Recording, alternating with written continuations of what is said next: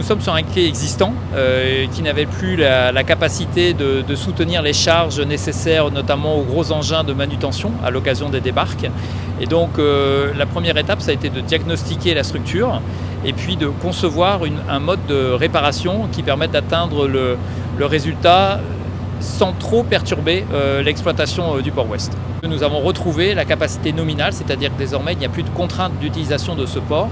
On peut accueillir des bateaux sur 120 mètres de linéaire de quai, 7,50 m de tirant d'eau pour les bateaux, 8,50 m de profondeur d'eau.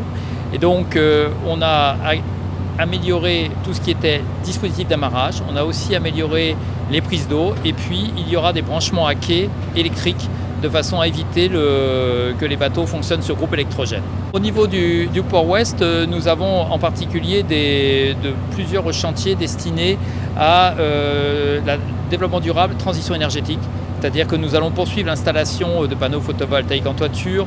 Nous allons installer sur le terminal bitumier une cogénération biomasse de façon à être moins dépendant de la consommation de fuel.